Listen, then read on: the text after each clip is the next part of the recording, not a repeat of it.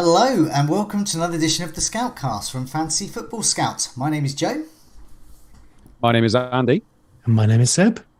Hello everyone. We're sorry we're a little late to start because I have moved computers. It's like a new home. I had to reset up the cameras for us all and all the slides, and there's quite a few slides to go. We've got new fixtures to talk about, and yes, so that's all done now, hopefully. So I may move the cameras slightly if I feel they're a bit skew with. You're not going to take the blame for that, though, Joe. It was me. No, no. As a good host should, I'm deflecting the blame from the actual culprit, which is Seb turning up late. Yep. But nevertheless, it was actually only about 5 minutes late, and so we're only about 5 minutes late.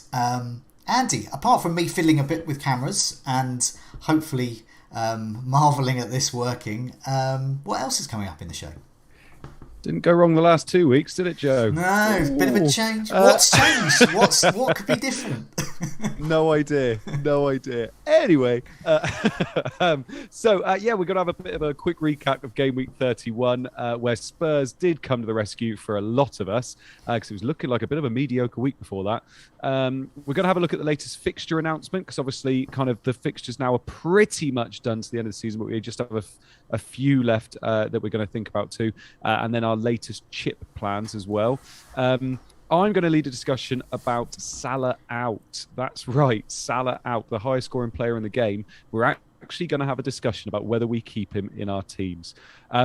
Joe's going to be bargain hunting for midfielders and also in defence. And if you are on Twitter, you probably had a bit of a sneak preview about that as well. We're going to look at the latest jam from our community team. There is some jam, believe me. And then we're going to have some quick fire questions at the end. Rightio. Well, let's get game week 31 so far out the way. We still have one game left. Arguably the best game, Everton against Burnley. Two of the best, maybe greatest teams mankind has ever known. So while we await that, we've all got green arrows. But I don't know about you, but my green arrows, tiny. So Seb, you are top of the tree here with 53 points. Ooh.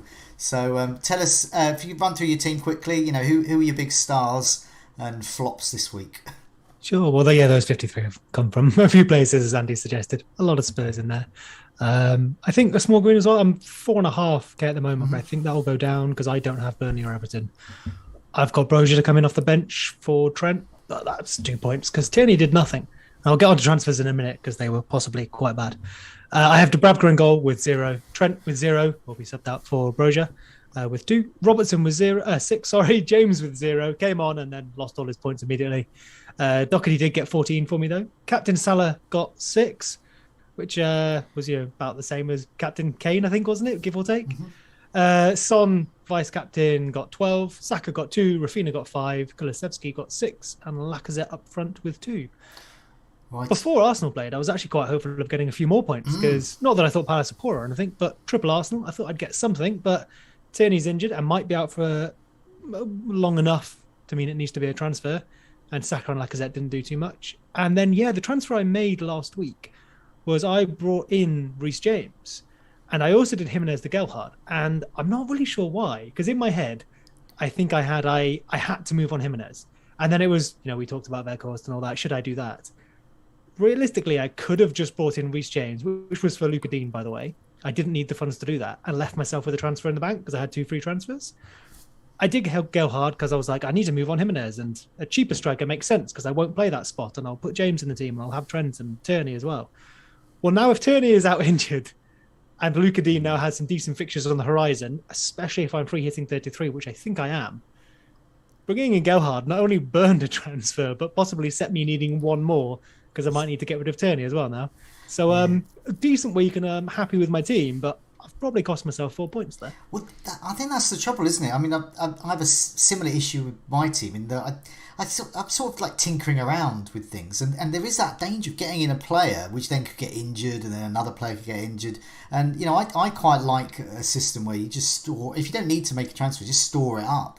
And you can make 3, 4, at a go. I had in my head that because it was Cancelo or James in for Tierney or Dean. So James in for Dean, fine, no problem with that. Dean getting some fixtures, Jenny getting injured, whatever, I can deal with that. But doing the Jimenez to Gelhardt, is like, why didn't I just wait on Jimenez a week and then see how I needed a transfer? Yeah, but nevertheless, you got how many didn't play? Now James played, even though he got 0. But he came on, conceded 2 more goals, and lost all his points. But Alexander Arnold didn't play, so you've got Broger's 2 points. So you're on 55, and that's it, isn't it? That's it. No Burnley, no everything. That's fine. So let's move on to Andy's. Another small green arrow, 51 points. So who are your main stars here, and who are you annoyed with? Yeah, so I'm assuming you've got me back because I think I went for a little bit there. Okay. Yes, so I was all over the place beforehand because I actually felt like I could probably burn a transfer, but I had 2 free transfers to use, and I felt like I had to use one, and I was a bit all over the place, and I wasn't sure whether Ramsdale and Sanchez would play. In the end, it turns out both of them did, and I ended up doing Sanchez to Pope because I really fancied having Pope with all his double fixtures coming up soon. Didn't like the thought of having 2 keepers with that much money, but actually I've got loads of money in the bank, so I wasn't too worried about that. And then I did Trent to James once we found out Trent wasn't playing, so that was quite a late one I did as well, both for free, because I fancied just 2 weeks without Trent and then going back to him. And it's annoying, obviously, what happened with James. Pope, it turns out, could be quite a good move because Ramsdale was awful, and obviously I played Pope and he still got those games. So 51 points. I had Pope in goal. Robertson got me 6. Rudiger got me 6. James got me 0. Doherty got me 14. Saka got me 2. Kulusevski 6. Salah, captain 6. Rafinha 5. Kane 4. And Mopé got me 0 points from missing a penalty. Unbelievable. I knew he was going to miss. People were tweeting me saying, "Oh, penalty Mopé." I thought he's going to miss. How many shots did Brighton have against Norwich? 31. When you keep a player for that long, I wildcarded Mopé in for a double game week, which I didn't even play him in, and for this Norwich fixture. This was his last week for me, and he got 0 points. Sorry, Andy, we just lost you there. Is that Yeovil internet or? Yeah, I think so. I think so. Mendip internet. So Mopé, last week he was going to be playing for me. I'm most probably getting rid of him this week for Mateta, I would have thought. Okay, I'm very similar, a little bit lower. I've got a mighty 2 points to come off my bench, so I am on 48 points. I had 2 free transfers. I only used 1 to just do a bit of a tidy up, really. Get rid of Kilman for Benjamin White. So I'm okay with that. And I benched him, so I didn't even play him. So it was a sort of a nothing housekeeping move. Get in an Arsenal player that's gonna got a couple of doubles on the horizon, cheap, and free up money elsewhere. So I had Ramsdale in goal, Rudiger in his goal for 6 points. So I was really pleased with that. I'm going to pretend he got a clean sheet, but instead of an unbelievable howitzer. Alexander Arnold didn't show up, so Broger comes in. Ben Davis, I was really getting this unusual defensive points here. Very well timed. So Ben Davis goal. A rare goal. Robertson clean sheet, that's sort of standard. Saka blank. Rafinha got a few points there. Same with Kulusevski. Salah captain, annoying. Kane yellow card and an assist, but he's away next, so hopefully the Kane Son pendulum swings Harry's way. Adams with 2 points, and then on my bench Dubravka, Brozier, White and Ramsey. So for me, Ramsey is my next weak link to remove, and then Gameweek 33, Rafinha to Maddison probably. But next, so I'm in the market for a Ramsey replacement. So I'll talk about that a bit later because I know other people who are considering a bench boost are also considering a cheap player to put on your bench who's going to play in 33, or it could be indeed in 36, and you want to get some bench points out of them, hopefully. But it's slim pickings. But meanwhile, Seb, it would be good to... This is sort of the main bit. Now, I know you've been busy this evening on other things, so I'm just going to throw you straight in to talk about the hugely convoluted new fixtures that we've got. You feel confident about that? Oh no, but I'll walk us through it, and You'll I muddle will, through. Okay. ably hand over to you to offer Okay, insightful so analysis. the main fixture. Now I'm going to put a lovely picture up that Lynn did. Andy was telling me before she put this up on light mode. It's the new fixtures, and people didn't like it and vomited over it and all sorts of things. She put it on dark mode. It's suddenly an Oscar winner, and everyone loves it. So here we go. This is it. Brace yourselves, everyone. Here is Lynn's designed new fixtures, and this is in order. So, Seb, what are we looking at here, especially for the benefit of those on the podcast who hopefully I've described it well for? Sure. So we have a big old table that is making my face very purple, actually, up on my screen, which is nice. Ooh. Or a bit sickly. We have a table of all of the fixtures, and we will run through them with you, similar to how we did last week, and maybe chat about them as we go. Things to call out, of course, though, are there's some teams that have many more fixtures than others. There are some blanks in 33. Those teams are Villa, Leeds, and Wolves, I believe. And there's also some teams who don't have matches yet scheduled. They are Man City, Chelsea, Crystal Palace, Aston Villa, and Wolves. We think we know where some of those will go, but it does depend on other results. And I believe some other results could also move some further matches, but maybe we'll get to that when we arrive at those teams. So starting here with Lynn's beautiful ticker, we have Leicester first. I'll read out the fixtures the game week and then hand over to you two for any comments on that. So in 32, Leicester have Palace. In 33, they have a double with Newcastle and Everton. Mm-hmm. In 34, they have Aston Villa. And worth noting, they may also have the Europa Conference League there, depending on how it goes this next midweek, I think. They have Tottenham away in 35, and again, possibly another European fixture. 36, they have a double with Everton and Norwich, both at home. Ooh. 37, Watford and Chelsea away. And 38, last day of the season, Southampton. And they have no further matches to be rescheduled. Now, I don't know about you two, but Leicester are one of, I think it's 4 teams that double in both 36 and 37. And they are the only team that also, I think, double in 33. Yeah. So for me, I want 1, if not 2, of their midfielders and maybe someone else, maybe a Schmeichel, something like that. Maddison, Rafinha gone for me for Maddison in 33, and hopefully he'll stay fit and he's there for the duration, and a possible captaincy candidate for game week 36 with those fixtures, Everton and Norwich at home. It doesn't get better than that. Kane, if I wanted Vardy and he was fit, Kane would probably have to go, and I'm not quite sure I'm ready for that. But I think, I wouldn't rule out a double up with, say, Barnes. I don't know about any of the defenders, really. I could go a bit posh and get Dewsbury Hall in. Very Downton Abbey of me. I could do that.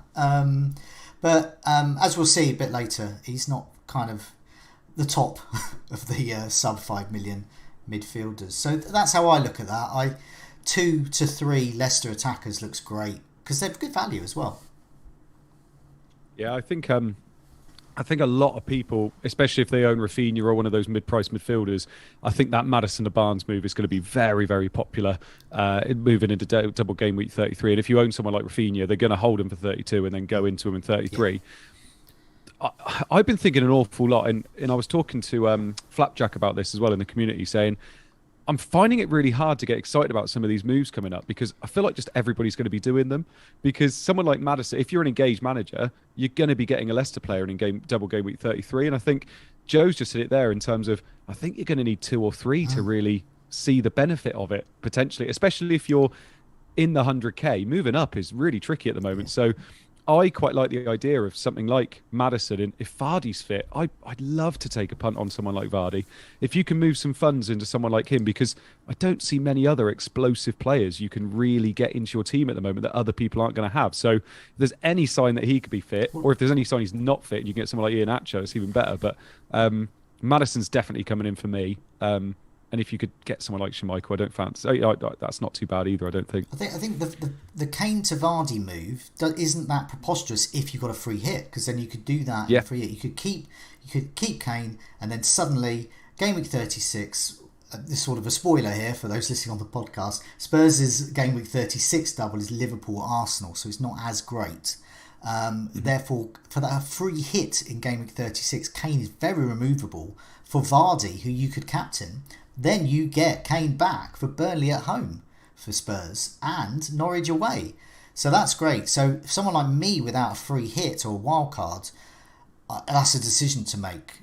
the type of manager I am, I'm not gonna do that. I'm not gonna remove Kane just because he's got like one bad fixture for someone like Vardy. But it does make me think I want more Leicester.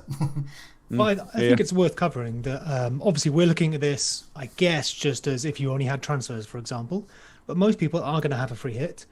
And we will maybe cover a 33 free hit team next week. Yeah. For now, I only have my free hit left, and I will probably do it in 33. So when I look at something like this, I'm building for 36 type period. What about you two? If I had a free hit, I would go 36, definitely. I'm so torn between the two. I'm genuinely torn between the two, and it's all about, for me, like which week I think is going to give me the most upside, and I'm really tempted with 33 at the moment. I feel like 33 is the one where I'm going to get the most differentials, and I can start building for 36. I'm kind of in the same boat as Seb. I look at 36 and think I'm kind of well set up for it, and the 4 transfers I've got before that, if I use a free hit, obviously 1 week, I feel like I can get to a pretty good team in 36, whereas 33, I'm looking at 33 and thinking I could have triple United that week and just, try and go for it and see what happens. Whereas in 36, I don't really feel like my free hit's going to be too far away from everybody else's. I think with the United in 33, who would make way? So that could be Salah against United, could make way, or Kane against Brighton, or Son. Yeah. And it's less about getting Fernandes and Ronaldo in. It's more about getting rid of Kane. And so free hit 36 just looks just the fixtures look tailor-made. Remove Kane 1 week, get him back in. I guess I would say I agree in terms of I would rather look at my free hit and what I'm going to gain as opposed to what I'm going to lose. Yeah. But for me, as I think similar to Andy, I think I have 10 doublers for 36. 3 of those are Spurs players, but I have 3 transfers and I have no City. I have 4 transfers, sorry, and I have no City. So, I could just make those transfers to City and another player, like a Vardy or something if you want, and then I have 10 doublers again, maybe 11, and a better triple up than I had. Whereas in 33, I have some players, but I have no Man United. There's other things I'd maybe want to make and not carry. Like, am I bringing in Burnley? Fine. Am I bringing in Southampton? I've got Broja. Newcastle, I have Dubravka. I'm not necessarily saying any of these players, but I probably don't want to go and carry my Man United, as we discussed last week, players beyond 33. Whereas I can build for 36 and also keep in mind 37 because I already have 10 for 36. And then there's only 1 week left and the fixtures aren't too bad for a lot of those teams either. It's weird, isn't it? I look at it at the moment, and I thought free hit was going to be the best chip to still have going into these last 7 weeks. I thought, that's the one I want. For me now, looking at it, I think bench boost is probably one of the best ones to have because I feel like you can make a really good team quite easily. Like you just mentioned Dewsbury Hall. He's going to have all these fixtures. He's pretty much nailed. He's going to sit on your bench then for the rest of the year. I think that's perfect. But I'm looking at free hit, and I don't think there's a perfect week for it personally. I'm looking at him and thinking, and I'm just thinking 33 is probably the one with the most upside, but 36 makes the most sense if you're just looking at fixtures. But then does it have the upside? Because everybody's going to get there quite easily. So I think we're getting into a bit of the season now where it's going to be really tough picking where you're going to use these chips, especially if you've got a free hit left. And I do think for anyone listening as well, in where we're building up to the week before 33 at the moment, you do need to make the call now, really, because the transfers you've got are going to be valuable towards executing your strategy. So Leicester top. We've decided we're going to start from 33, really stocking up on them. So who's next, Seb? Oh, thank you very much, host. We have Man City, who have Liverpool at home in 32. They also have the Champions League, which I think is one leg of which is going on now, I think. 33, they have Brighton and the FA Cup. 34, they have Watford and potential further Champions League. 35, Leeds away with further Champions League. And then they get into their doubles. They have 36, they have Newcastle and Wolves. 37, West Ham and Wolves, although West Ham may change depending on the FA Cup, I believe. And in 38, they have Villa. They also, according to this, have Wolves to be scheduled again as well. So I think that may well depend on how they progress in the Champions League. Wow. Now, I don't know about you two, but I have no City. But I'm going to want some by 36, if not by 34. Yeah. It'll only be the one double, won't it, I think? It's either going to be West Ham or Wolves in 37, is that right? Brilliant. Thank you. Yes, of course. That's right. Yep. So there is a double then. But then, nevertheless, looking at double game week 33, where they have a single fixture against Brighton onwards, it's just it's a lovely fixture run, it doubles aside. And I mean, I've got no City. So this is something where if I had a wild card, so wild carders watching this who don't have any City, this is your moment. You can totally reorganize your team. You can look to maybe get KDB and Salah in, or KDB and Kane, for example. You could do those kinds of things. Or you can definitely suddenly get Cancelo in as well. And so for me, I'm just going to use transfers. Cancelo from game week 34 onwards is my next move somehow. And I don't mind a hit for that. And then I'm going to be looking to perhaps... I think I would have to either go for someone like Foden and Laporte, or if I wanted KDB, I think Salah has to go, which would be a decision. And I'm not saying that's a decision I'm going to make, but that's a decision that is there, floating around the ether for us all. Remove Salah. But that's a later discussion in the show. But these are the things that, in short, I want City. Lots of them. I think if you're going down potentially the same route as me and Seb, where you're going to free hit in 33, I think City needs to be up there with your priorities. Yeah. I do. I think... Because even with all those fixtures, I trust City more than I trust Leicester. And I think players like Cancelo are playing every game anyway. I think Foden's rested tonight, so he could, you've already mentioned him, he could be good. I think KDB's the pick. If you can get KDB, Salah and Kane in your team with a wild card, I think you're going to be laughing for a couple of weeks. Yeah, definitely. Really. I think, and I'm assuming Seb's doing the same after this week, is City's looking like the good team to invest in. Yeah, it's just about when to make the call. 34, 35. I think I'll have Cancelo. Happy to leave him this week, maybe 33. And then it's a case of we've established my relationship with Phil Foden. So clearly I'll be going for Phil Foden.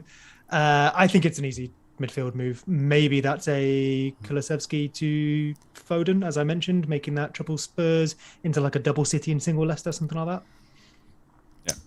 So next up then, we have Chelsea, who in 32 have Southampton. And again, they do have Champions League playing against Madrid, which will decide a little bit what happens later.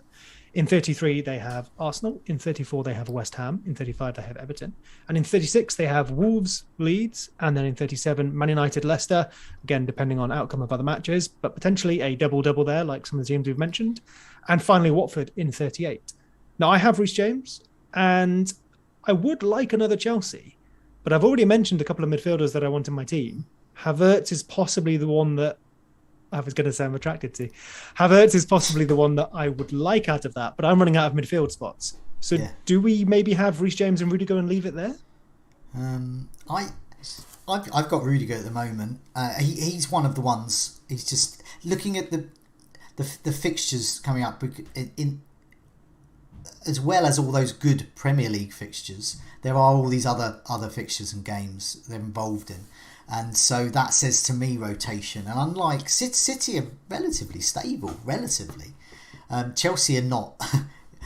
So if they've got fixture congestion, if they've got an important cup tie, there's going to be mass rotation because they can do it.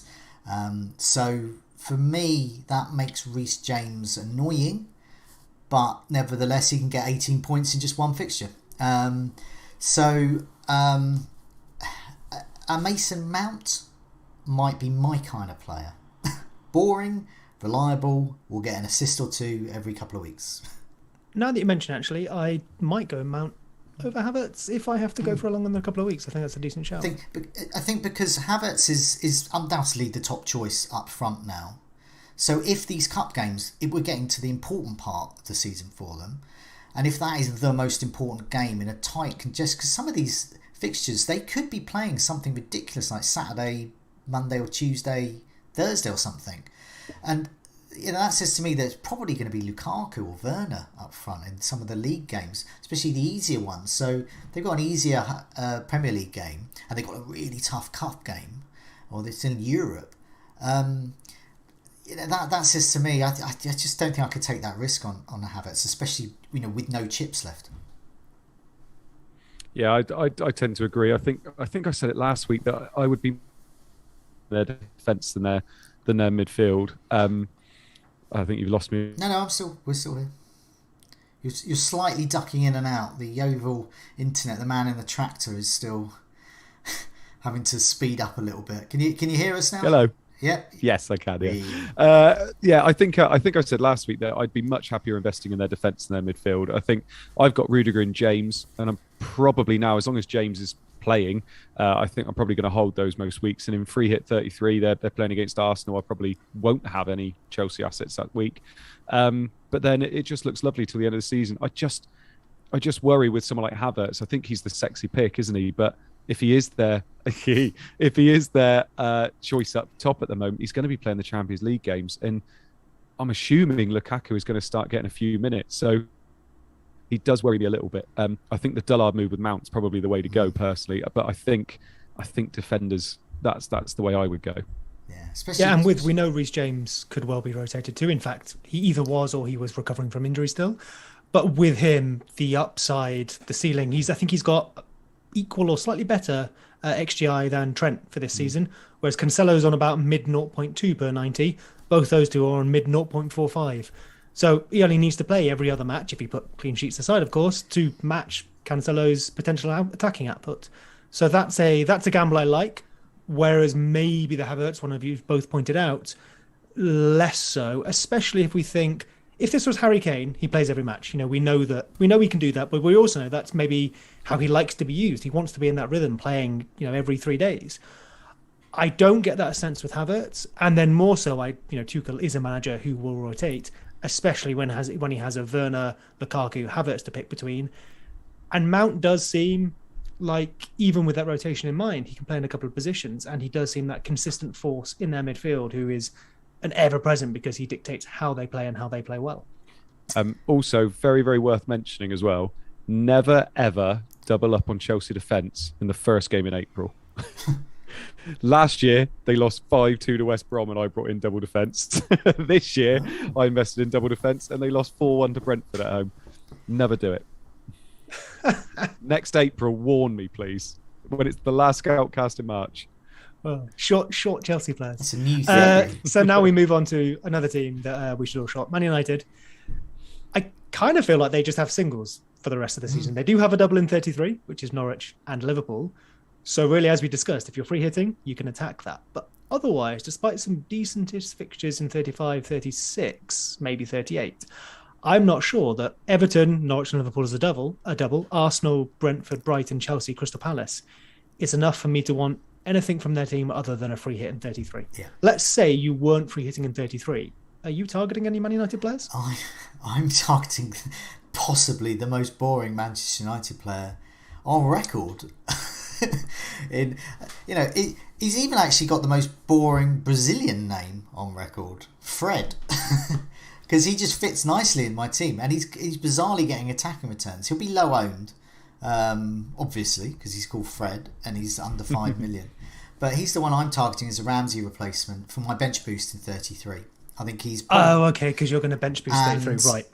The bench boost will then be out the way, and then he's just literally on the bench. So he's not going to be played again. He's just sort of sitting there.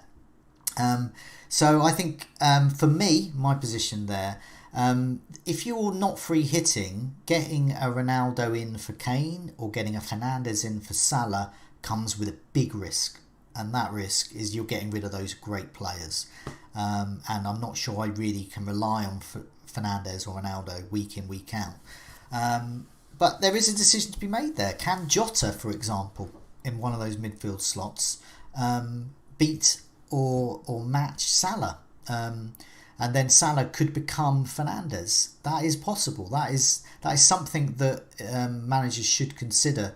And I think if you're free hitting in 33, I think you have to be aware, if you're getting Ronaldo in, it's probably going to be the expense of Kane, and Kane faces my team Brighton at home. And I would be very wary of that. And it's the same really with Salah. Salah is still doing well, but we'll talk about him in a bit later. But if you remove him for Fernandes, that's one of those moves that's not my kind of move. But you could get a good 30-point haul out of Fernandes in 33. But then if you're not on a free hit and you don't get Salah back, then you've got to make that transfer to get rid of him, or just accept that you're never going to get Salah again, which is another thing. I think it was as 2 or 3 seasons ago took a move around about this time to remove someone like Salah just to do without. And it did pay off. It's a nerve-wracking experience to do each week because you never know when he's gonna explode again. But it is something to consider. And it's not for me, but it's for other managers who are far more riskier than me. Yeah, I mean, Seb's just said there. I mean, it's almost like they got single game weeks to the end now, and although that Norwich fixture is nice, the thing that I'm liking about Free Hit 33 is having Triple United, where at least they're all low owned. But at the same time, the thing I don't like about Free Hit 33 is that I'm going to have Triple United because I do not trust them at all. I don't even trust us to score against Norwich, to be perfectly honest. I don't think that is a guaranteed beating. And Liverpool, I don't think we're going to score, and I think we're going to get battered. So I look at that and think, there's not much upside in that game week, is there? So yeah. Seb hit the nail on the head in saying that if it was a single game week and it was just Norwich, would we still be buying United players? And it's probably a no anyway. So, yeah, I think for me, I'm struggling to own them because they're too expensive and they're not good enough at the moment. So, yeah, well done if you can brave it and you can get a Sancho in. But, yeah, so I don't think I'm going to be doing it myself.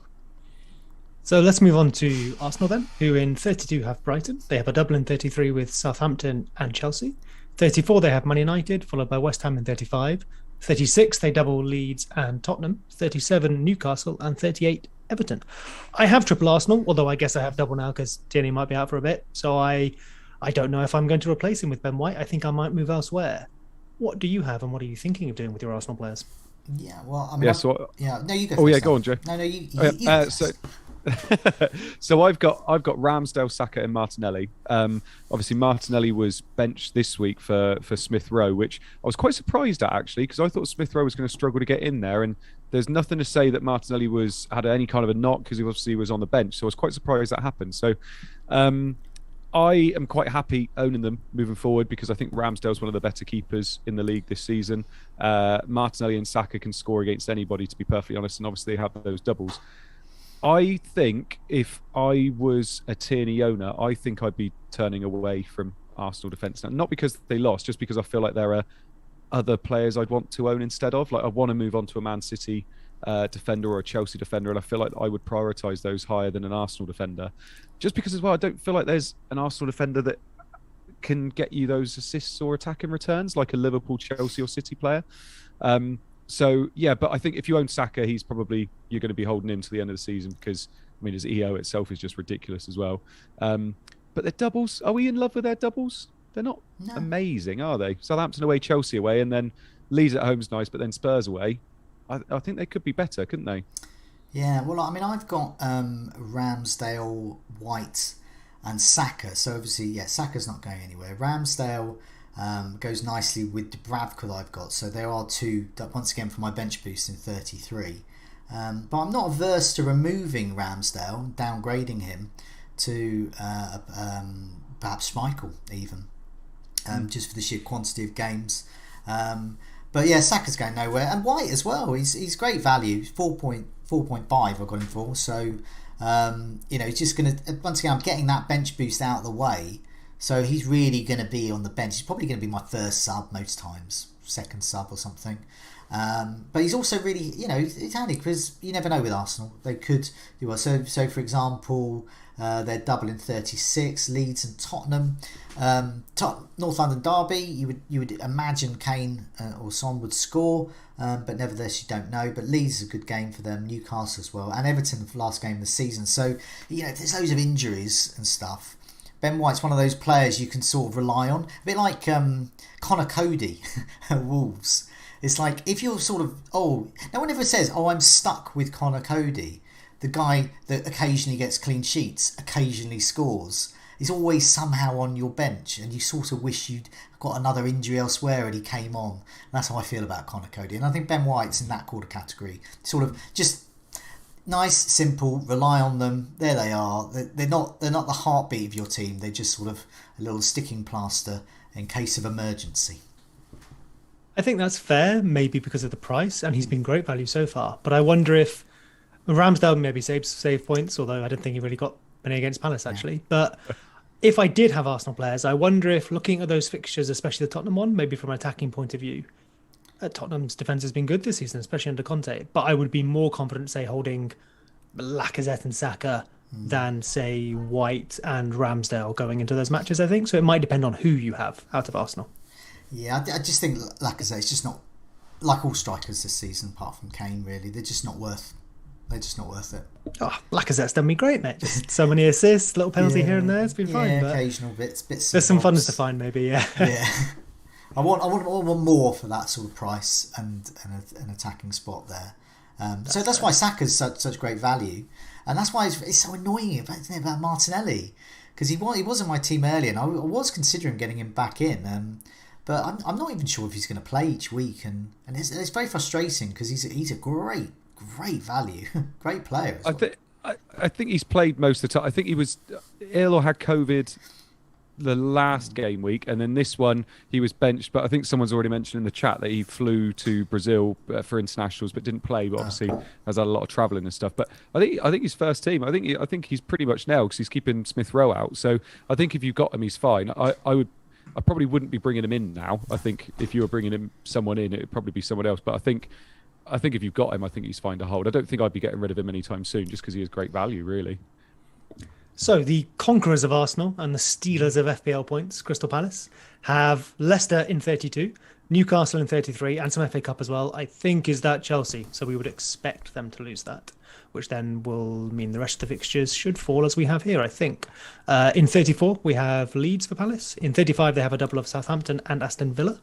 36 is Watford. 37 is Villa and Everton.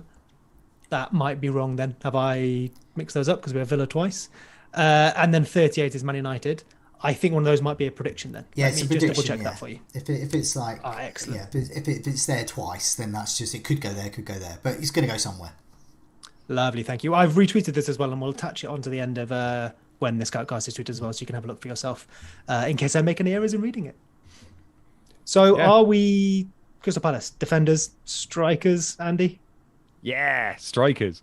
I think they have some nice options. Personally, I think it's really hard to now say this now, the fact they've obviously just beaten Arsenal 3-0, but I think because of the fixtures they've got coming up, so Sia Green, they've got the double game week as well. I think I was always looking to move Mopé down to someone like Gelhardt, whereas I'm looking at the fact that I could move him down to someone like Mateta, who is now first choice striker, and I quite like that personally. I like the fact that he's going to be that playing striker. I'm not looking forward to him completely ghosting me like Edouard did when I got him in, but I quite like it. I like the Mateta move. You know, they've got Newcastle, then they've got Leeds at home, which is a nice fixture. They will have a double game week at some point with Watford somewhere in the middle, and I look at that and think, yeah, lovely. I quite like that move. I think Conor Gallagher is somebody who's impressed every single time he's played this year.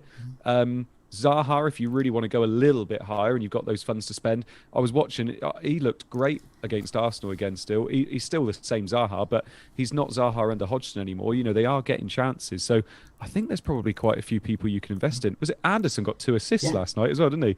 So, there are a few people there, I think.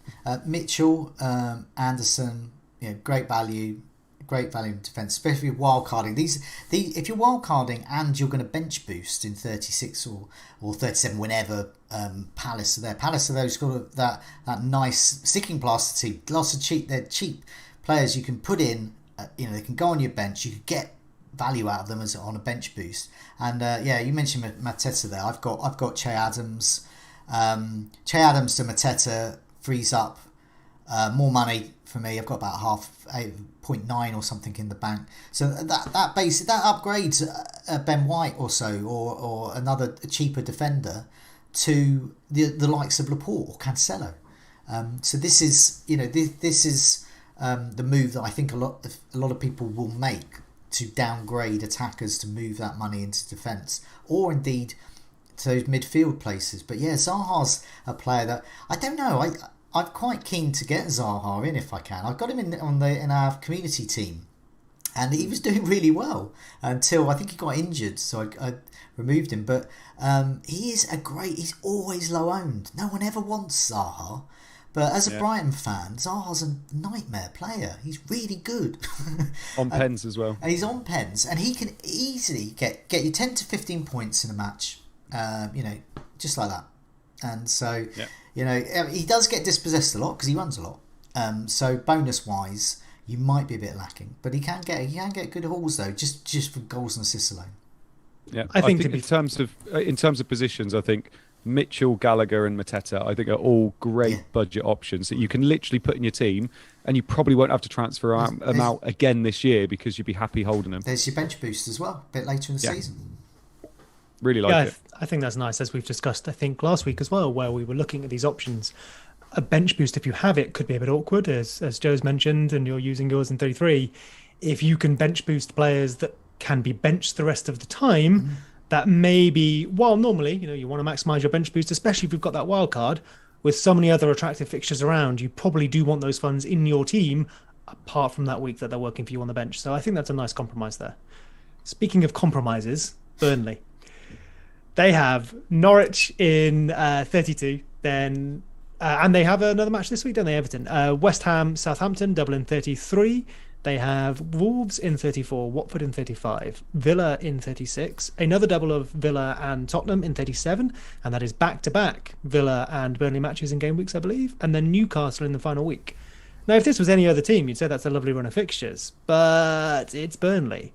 You have Nick Pope, Andy. Are you getting more? Are you losing Pope? Are you holding him for the season? Nah, Pope's it for me. I kind of made the conscious decision that when I got Pope in for Sanchez instead of Ramsdale, that I was probably going to hold both of them now to the end because I can't be using a transfer on another keeper. For me, it's just it. I brought Pope in because I thought there's some upside with the amount of fixtures he has. When he's got those double game weeks, I'll play him. And I actually preferred his double game week in 36 to Ramsdale's, which is what swung it for me because I was like, actually, I don't really like Arsenal's in 36, whereas I quite like Burnley's. So that's why it kind of went that way. Not in 30. Is it 36 or 37? I can't remember what it is now. I thought it was in 36. On the spread here, we have 37 for Burnley, whereas Arsenal have it in 36. I guess when you made that decision, though, you didn't know they would be split. I think we only found out afterwards that they were split between 36 and 37. Yeah.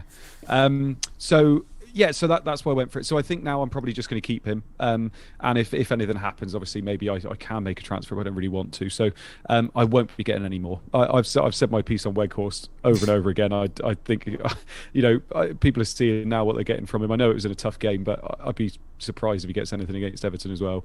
And that's it really. Unless you want to go for a really cheap defender, I think that's it, isn't it? Yeah. Yeah, I mean, for me, I didn't get Weghorst in the end. I still think, there's points to be had there. But the decision that made it for me was the fact that I got Gerhard instead for that spot. And that spot is on my bench. I could have done with benching James. But when I made that call, I was going to start James or Cancelo. And Weghorst could well have been benched anyway. I think I said to you, Andy, didn't I? I'm looking at Weghorst, I might bench him. And at that point, it was very silly to get him. Yeah. I mean, I've got no Burnley and I don't plan to have any. They're just not a team that's worth investing in. I mean, people with Weghorst or Pope at the moment, you're going to get the occasional clean sheet, penalty save, goal. You're going to get something. It's going to happen at some point, but I don't want to stick around and wait for that. And I would prefer, it's these top teams here in this: Leicester, City, Chelsea, to a certain extent Manchester United from my point of view with the bench boost in 33, and Arsenal and Palace. These are the teams because they've got the best fixtures, but also they've got, some of them have got value and some of them are just really great teams like City and Chelsea, and then it's a bit further down when we'll get to them as well. Teams like Liverpool, I mean, I'm going to be bold here, you can't go wrong with Liverpool. They're a good team with good players. And I prefer to do that than mess around with the likes of Weghorst and Cornet. I mean, I think with Burnley, it's quantity over quality, and obviously that quantity is disappearing every week. You don't get them. So I think it was a plan last week, less so as each week goes on. We now have Spurs, who have Villa in 32. They have Brighton in 33, Brentford in 34, Leicester in 35, a double of Liverpool and Arsenal, as we've said, is maybe tough in 36, and then Burnley 37 and Norwich 38. Now, despite that double not looking all that attractive, the rest of those fixtures look pretty good to me, which is why I'm happy with triple Spurs as I stand, and why I may lose them in 36. I might not lose all of them if Burnley and Norwich are to come. What do you two think? Yeah, Over to you, Joe. yeah, I'm triple Spurs, Kane, Kulusevski, and I've got Ben Davis instead of Doherty, so I've saved a bit of money there, and shaved a few points off as well. But I'm not going to remove them as well. Ben Davis, he can almost cover Doherty, almost. Kulusevski's a gift because he is not the same as a Bergwijn or Mora. He's playing every game. He's really attacking. He's just fitted really well into that setup. So he's a sort of an 8 million midfielder who's been priced very cheaply. So he's just a nice gift there. And Kane is Kane. And if I had Son instead of Kane, then I'd be very happy as well. Because that's the thing. There are 4 good options really: Doherty, Kulusevski, Son and Kane. And ideally, really, you could have all 4. But you can't, because you can only have 3 in this game. What a difference a week makes with Son and Kane, eh? So the only time I would consider removing any of those Spurs players would be game week 36 when they play Liverpool and Arsenal. But I wouldn't remove Kane for a North London derby. Kulusevski I'm not going to remove anyway because of his price. So good. And then they play Burnley and Norwich. They're just staying, all of them. There's just three places in my team I don't need to worry about until one of them gets injured. Yeah, it's funny, see, because game week 33 for me is the reason I want a free hit is because of triple United. Game week 36, the reason I want a free hit is because of triple Spurs. And it's because I will still have triple Spurs. I will want triple Spurs after that because they've then got Burnley and Norwich. But I don't want them in that game week. And I don't want to lose value on the players I've got. I don't want to be transferring anybody out. I don't want to be losing Kulusevski because who do I really get because he's cheap? Kane, I don't want to be transferring out, obviously. And Doherty is cheap as well, and you can't get a really good defender for him. He's only 4.7. I think he might have gone up to 4.8. He's an absolute bargain. I think he's 4.9 now. Is he 4.9 now? Yeah. So he's gone up quite a bit. So I'm looking at that and thinking that could be then the week where people are going into a double game week thinking, I've got 11 double game week players, but 3 of them are Spurs and I've got Liverpool away and Arsenal at home. And is that the best? And you could be just completely ridding yourself of Spurs that week, even Harry Kane, and going in with some of those, Leicester, Man City, Chelsea players, and obviously probably having a better 11 than those that have just kind of said, oh yeah, I've got a good 11, and they don't really, if that makes sense. Is there a world where you play your Kane or Son, if you own both, maybe call it Kane in that week, because they're quality players, and say your Doherty and your Kulusevski are benched for example, a couple of Villa players who have Burnley, Liverpool, or something like that in that week? Is that something you'd maybe look at? What, benching Spurs players? So, because you want to keep your triple Spurs. Mm-hmm. Yep. Could you keep that triple Spurs? And you're not going to probably bench Kane, but you could bench the other 2 in favour of, say, players that could be benched around that. So they need to be cheap enough. So this is where maybe that Ramsey comes in even, or do Leicester double that week. So is there, a Dewsbury Hall is perfect. Maybe a Maddison can make a job there for you that week. I think if you own Kane and Son, I don't think you can bench them. I think Son is so explosive. We said this a while ago, didn't we, about how explosive he is compared to someone like Kulusevski. Kulusevski's brilliant value, but if they were the same price, you'd always go with Son because he's the... You lost me again? Yeah, just for a second. Kane, you'll never bench either. But if you had Kulusevski and Doherty, I think you can potentially bench them in that week. Also, you just look at it and think, what can Doherty or Son or Kulusevski really do to hurt you if you bench them? But obviously this week they did quite well, didn't they? So they can obviously hurt you, but you'd have to be quite unlucky for them to hurt you against Liverpool and Arsenal. So I think it is, but if you own Kane and Son, I don't think you can bench them in that double game week. Well, on that, allow me to present. So a little while ago, we obviously were discussing Kane or Son or both. And I think I said a few times, I badly want Kane. I did not get rid of Son to bring in Kane, although I was tempted, because I wanted both and I couldn't make it work otherwise. I told you to, I think. Yeah. Quite possibly. I've got Kulusevski, Son and Doherty, which I think is nice. Of course I want Kane. Of course I do. But I won't sacrifice Son. Since we first discussed that, which was game week 29, I think, Kane has 31 points and Son has 30. Oh, no, sorry. Kane has 31 and Son has 32. There was bonus point changes. And Kulusevski has 19. So Kulusevski, obviously behind them, but a good enough backup. If you had to choose between Kane and Son, despite a couple of weeks of really thinking it should have been Kane, Son's now not only caught up, but slightly overtaken him. I think this is a good example, and we'll speak about it in a moment with Salah as well, of how we really can get carried away by the momentum of Twitter, or even just the momentum of watching Harry Kane look brilliant a couple of weeks in on Match of the Day, and forget that Son is also a brilliant player. And just because he didn't score a goal one week, or maybe scuffed a shot or something, that doesn't mean he can't the next week. Yeah. It was never between Kane and Son for me. It was between getting Kane and Kulusevski, and then being able to afford somebody else. And it was always for me, because I think I wildcarded and then got Kulusevski quite quickly after, and it was just the value of him, and it was just the fact that I could get somebody that could match Son potentially, but even if he doesn't, even if he matches 70% of Son, I've got a great value there that I can then reinvest that money elsewhere. Whereas if you've got Kane and Son, or if you've only got Son and don't have Kane, I still feel like Kulu's doing a really good job at covering Son, personally. So I think what you're saying really does make sense. But if we're talking value, I guess I would argue Son is better value than Kane, just in that conversation. The points since then would suggest he is. I have Son and Kulu, so I agree. Kulu's a great pick. And Son and Kane is a lot of budget. But I don't know if I would just make the value argument that because I can get Kulu instead of Son, therefore I should get Kane, because I have Son and Kulu, and then Rafinha, Saka and Salah. So I sacrificed a forward spot altogether and just went with an extra midfielder. I mean, this is something that wildcarders should consider. Son, Kane and Kulusevski. Don't bother with your defenders. Just go for those three.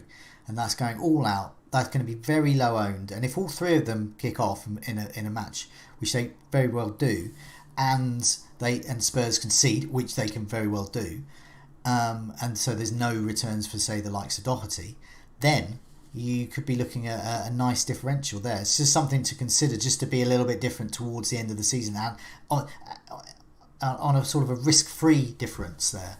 But I and others who haven't got a wild card, it takes a bit of rearranging to do that. Because you might want, say, the likes of Salah as well. So Salah, Son, Kane, that could be doable. Possibly for some, not for me though, because it takes too much rearranging. It's really tough. I think I did a tweet about it when it happened. It's saying like there are going to be people that are doing hokey cokey with Son and Kane, and there's going to be people now that are going, oh God, I need Son, and they're going to take Kane out and get Son in, and you just think. For me, it's just showing that you just stick with the player you got, unless you've got both and you really wanted to go for it. Stick with the player you've got, and like I said, I'm happy with the fact I've got Kane and Kulusevski. I've got that coverage there. Yes, I'm missing out on Son, but when other people had Son, they were missing out on Kane and Kane. I think it's just doing this all the time, isn't it? And it's also the fact that there's just no other strikers. How many strikers do we want? There's a few reluctant Lacazettes. I've got Che Adams. I'm not a reluctant Lacazette enough. I'm a fully paid up member of the Lacazette fan club.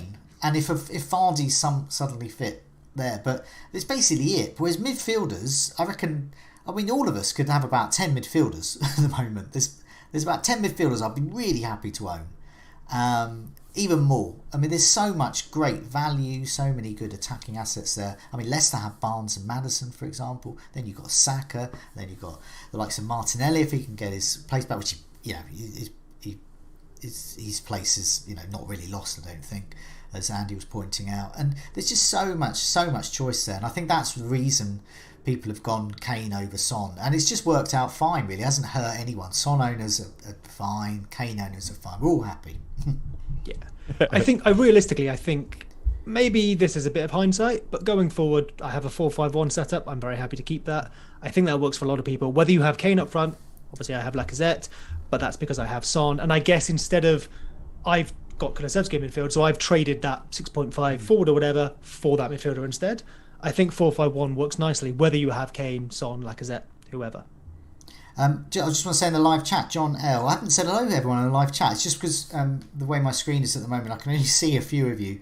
But welcome FPL Gaza, Sam, Daniel, and John L. and more. John L. says, my formation for Game Week 32 is 5-4-1, winky face. Well, mine is too. and I think many other people will. So that says a lot about strikers and a lot about defenders at the moment. So Seb, carry on with your list. We've got what a team we got next.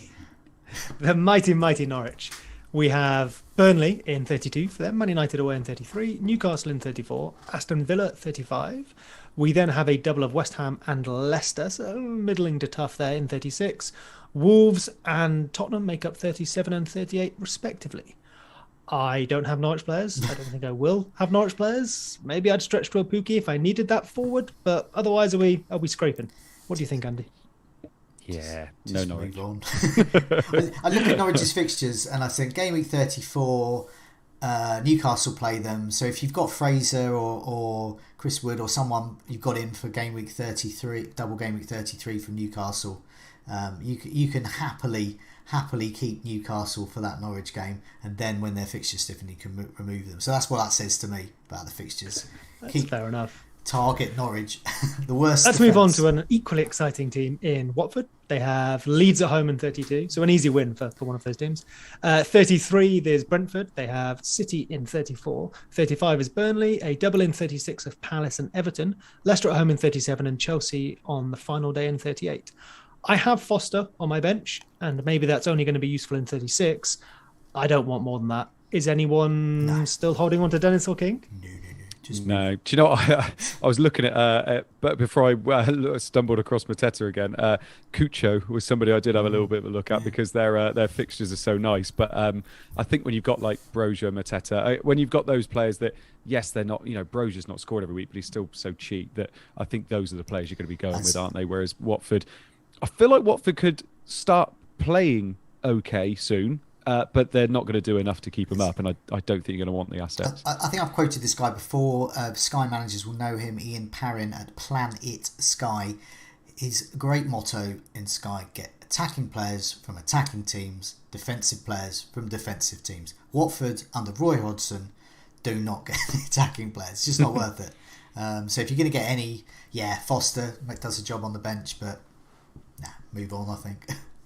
So what do we make of our next team then? Brentford, who have a 32 game week match against West Ham, Watford in 33, Tottenham in 34, Man United in 35, Southampton in 36. So if I'm reading this correctly, not a double. Everton away in 37 and Leeds on the final day in 38, which could be exciting or might be entirely boring.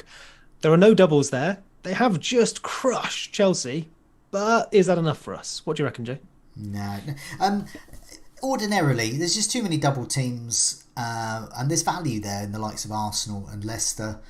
So these are the types of teams I'm targeting, as we're saying, and also our Man City list at the moment. I have to target them. We're running out of game weeks. I'm just outside the top 100k.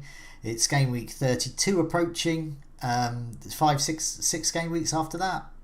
It's just a few doubles. I can't mess around with getting the likes of Tony Eriksson in. As much as I think that they are good and they are good value and they have some really nice single game weeks.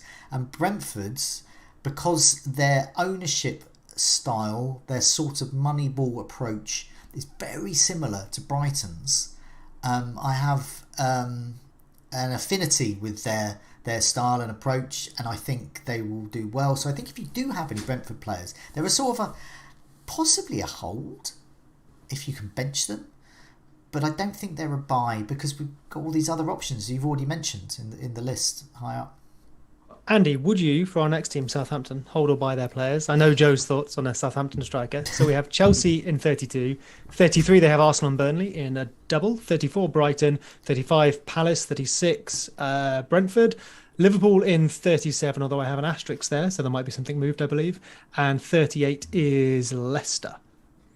Yes, so I mean, if you've got Brozier, I'd be holding. I think they're cheap defenders. I think I find a hold as well. If you've got something like a Walker-Peters or a Livramento, whatever it is, I think that's probably fine, unless you've got some funds to really upgrade them to someone like I'm doing 8 Nori to someone like, could be Cher or Cancelo, whoever it is. Like, I feel like that's fine too. I feel like, though, if you had Shea Adams, and I don't know whether people do own him, but I've heard that there are some people that do. I think he's then bordering on the, could you downgrade him? Oh, because yes, and I'm just thinking speak because for all owners. Yeah, That's because it's only you, mate. Thinking, in the end, when I was trying to pick between Brozier and Che Adams, it just came down to the fact that if neither of them do anything moving forward, I'm going to be happier owning the cheaper one. Yeah. And that's what I did, basically. And looking at it, like, I'm going to be playing Brozier against Arsenal at home, Burnley away, because I feel like he could get something, but he hasn't got a lot recently. But if he doesn't get anything, he's like 5.2 million or something, so I'm not going to be that fussed. The silly thing with that is if I end up free hitting in 33, in the same way that I chose to lose Dean over Tierney, I guess it didn't matter because I could have just free hitted that player and if I wanted. Che Adams is in my team, partly because I'm bench boosting in 33, and in 34, even with a hit, he is my cash cow to invest elsewhere and start looking at City players, Chelsea, etc. So yeah, I intend to probably just have one up front from 34 onwards. I think Brozier's a really good second sub who might be needed, and he's got a double in 33. But his manager has indicated that he believes that opposing defences have found him out in a way. Yeah. So he has to adapt. He's a young player and he has a certain way of playing, and he feels that he needs to adapt his play a bit, which is probably why we've seen him on the bench occasionally. Sometimes he starts, sometimes on the bench. So he's not a guaranteed starter every week. But nevertheless, for me, and I suspect everyone who owns him, you're quite happy to have him as a first or second sub, I think. I do wonder as well with these loan players, when you get towards the end of the season where the managers start thinking, we're not going to have him next year, so do we start playing those players we do have because they're our long-term commitments, if that makes sense. So I do wonder whether that comes... I guess with Southampton... Has he recently? Oh, sorry, Andy. Sorry, I bugged out, yeah. Because he hasn't been massively performing recently, has he? And they're not really playing for much at the moment. So is that going to be the case moving forward, that we see him benched a little bit more? Yeah. So I think, unlike Livramento, Brozier will go back to Chelsea. He can't, for example, play Chelsea in this next game week, 32. He will have to be benched in your teams. And I think, I don't want to, suppose, but Southampton don't really have that much to play for. So yeah, maybe you're right. If you're battling relegation or going for Europe, you play your best players. Otherwise, maybe you're thinking, I can form a strike partnership here that can work over the summer, or we need to sign a new player. And that is the manager's focus potentially going ahead, especially it's not like Brozier's been scoring every week either and he can't be dropped. Yeah, exactly. Yeah. Speaking of players that aren't scoring every week, but maybe there's a little glimmer of hope in our forward options here in the next team. We have Everton, so there's Richarlison, there's DCL. They have Man United in 32, Leicester in 33, Liverpool in 34, so not great so far. Chelsea in 35 doesn't get better. But then 36 and 37, they have two doubles, Leicester and Watford, and then Brentford and Palace. And they finish the season in 38 with Arsenal. So it's probably 36 and 37 we're targeting them for. People may, of course, have owned them already this week in 31 for the double, which has Burnley left to go. What do you think, Andy? Oh, they're gone, aren't they? I think. I honestly, like, you look at those next four fixtures, I could see him losing all those fixtures. And then they've got those two double game weeks. For me, I was looking at it and thinking, if you own Gordon, fair enough. Like, for me, I thought he's the cheap player that you can have and you're not too bothered about. And then he was benched, and you just think, for me, I'm going nowhere near Everton. There's nobody in that team that I like at all. And even with a double, I would really struggle to get them in my team, because if you do free hit in 36, you're not touching them. And unless you're getting someone like Gordon as a bit of he's going to sit on your bench and free up funds. And then when you get to 37, you're not going to be wasting a transfer on that week to get another one in. So for me, for any other team, Leicester, Watford, Brentford, Crystal Palace looks quite nice. But for Everton, like, I don't know. For me, I'm still not going anywhere near them. I'd need quite a lot of persuading, or they'd need to maybe beat Liverpool and Chelsea beforehand to show me that they've even got anything about them. And worth noting, 3 of 4 away as well, which I believe they've struggled a bit more with Lampard away from home, if that's your cup of tea. Joe, Pickford, maybe? I was thinking about goalkeepers with Schmeichel. Just move on. My answer to Everton is simply move on. The answer to Everton is our next team, Liverpool. 32. Man City, 33 Man United, 34 Everton, 35 Newcastle. And they do have a bunch of FA Cup and UCL and further potential UCL in there as well. 36 is double Spurs, Tottenham and Villa in a double, sorry. 37 is Southampton. I have an asterisk, which I suspect could be affected by the aforementioned UCL matches. And 38, they have Wolves at home. I have Trent, Robertson, and Salah, of course. We'll talk about Salah in a moment. So I guess the more interesting question is Trent and Robertson. Anyone else? Jota's just scored. I think Diaz was benched, wasn't he? What are we thinking for Liverpool? Yeah, I have Trent and Robertson, and I don't see why I should remove any of them. I can't see who I would remove them for that can match their potential, even with a double. Because the clean sheet potential and the attacking potential is so huge for both of them. And so, with them around the 7 million mark, I just think they still offer great value. It is genuinely, as we'll talk, as Andy will talk about in a sec. It's Salah is the one I'm wondering now. Can Jota cover Salah? And can that money be used elsewhere? Which is an age-old Salah question. Every time he doesn't score for a couple of weeks, and then he plays away at Bournemouth, and everyone goes, "Oh dear." When you're outside the top 100k, you've got to take some risks. Yes, and it is a consideration to take. As you all know, when you're outside the top 100k, Andy, exactly. You do have to take those risks. And sometimes you can be 500,000, and sometimes you can be top 10,000. So these are the risks. And it is a decision that I and other managers will have to make, I think. Well, I'm making a similar decision because obviously I got rid of Trent this week and brought in Reece James. I've already got Robertson and I've got Salah. I'm looking now and I'm wondering when I'm going to get Trent back. And I was warned of this when I did it. I was warned of it and I said, nah, it's fine. I'll just get him back. And I'm doing all my planning and he's not in my plans at the moment. And I'm looking at it and thinking, God, do I go without Trent now? Because if I go without Trent, I think it's till the end of the season. Because I don't see me investing 8.5 million in a player where I'm looking at other players more than I'm looking at Liverpool. And do I look at it and think, do I get someone like Jota instead? Do I get someone like Matip if I really want to go there and get a Liverpool coverage? Because I'm struggling to get him back in, if I'm perfectly honest. And in some ways, I'm thinking, is it struggling or is it just that I'm kind of looking elsewhere instead of getting him back in? If I really wanted to, I think I could probably upgrade Robertson to Trent and then just have the two of them. But I don't know. I think most people genuinely will want one of Trent or Robertson, and so which is great news for me if I'm owning both, because to see Trent Alexander-Arnold's ownership come down is a lovely sight, because he will do well most weeks. I think this is a really interesting example of how, I guess, when a player's in our team, a bit of loss aversion maybe, we're holding on to wanting to keep them, or I can't possibly get rid of them. And now that you don't have Trent, you're not necessarily thinking of getting him back, because again, you're focused on your own team and then potential upside with other players. He's a lot more expensive to get him back as well. That's the other thing.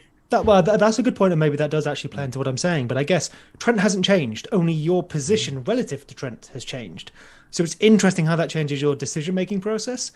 And I wonder if a slight sort of thought experiment antidote to that is, say I gave you a wild card. Let's say I give it to you in 34, or maybe 33, just to be a bit fair.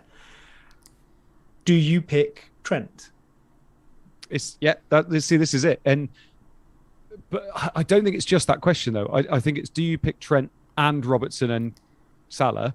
Because that's a lot of funds that obviously you're using, because I'm now buying Trent for 8.4 million, which is a lot more. He'd probably be 8.5 by the time I get him back, so he's probably going to be buying him a lot more. But if I'm looking at, I'm not going to be getting him before the double game week, because if I free hit, then I get him in anyway. And if I don't free hit, I won't probably have him. And then you're looking at it. So from game week 34, they've got Everton at home, Newcastle away. Then they got a double. Then it's Southampton and Wolves. Can having just Salah and Robertson and another player, which would probably be someone like James, because that's obviously I got him, or Cancelo, or do I go for Trent? And can they cover him? And I'm thinking, yes, they can with the doubles there. Chelsea got their doubles, City have got their doubles. I look at it and think, actually, would I rather own Cancelo rather than Trent? So people are looking at it, and look, I've already done it. So this isn't me saying, "Oh yeah, I'm being brave and get rid of him now." I got rid of him because I thought he was injured and he didn't play, which was right.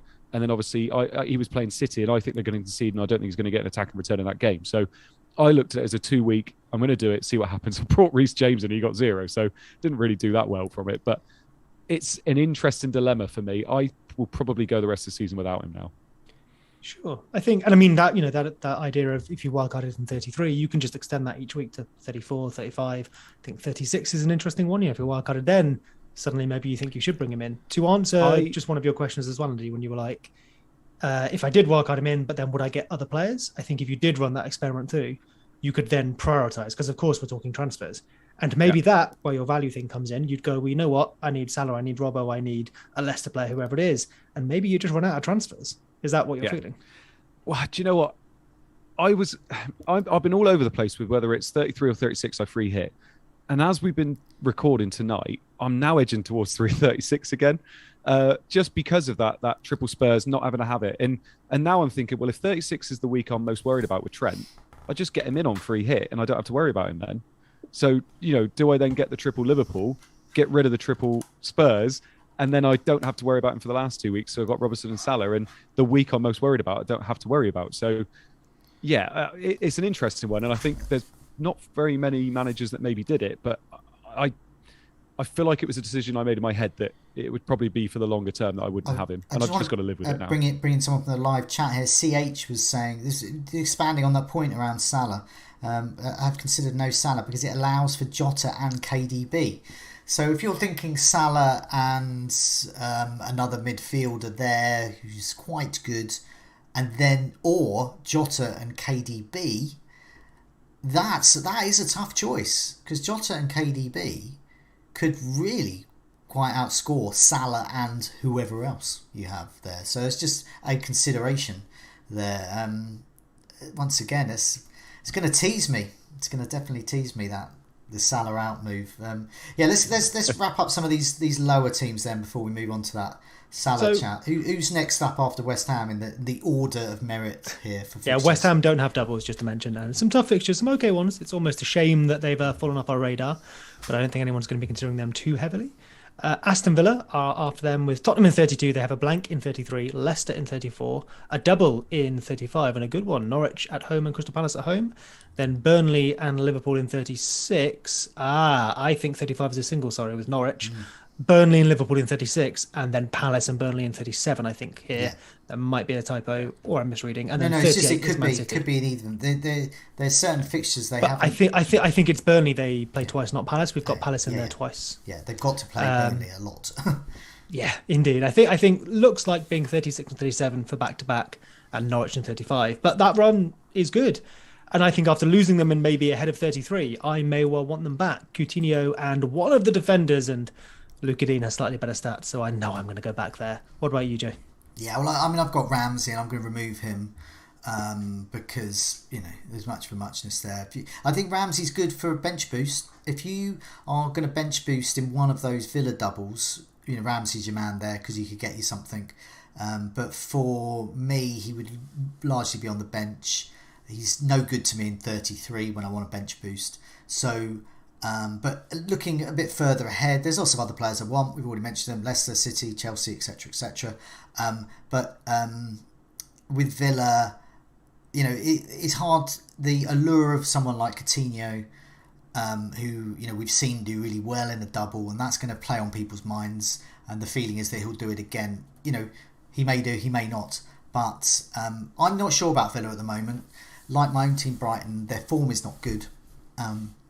And so they're not a team I particularly want to invest in until I see some evidence that they are going to improve.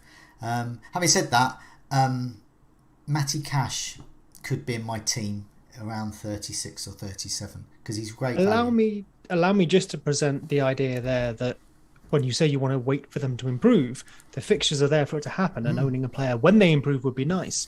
We've already seen it with Coutinho, where he had good fixtures, he performed brilliantly. Yeah. He then had tougher fixtures, and he's done nothing. I would not be surprised to see that reverse once again, and maybe some people be surprised despite the fixtures being there in front of us. Yeah, I mean, as I said, Coutinho's good value. Matty Cash, great value.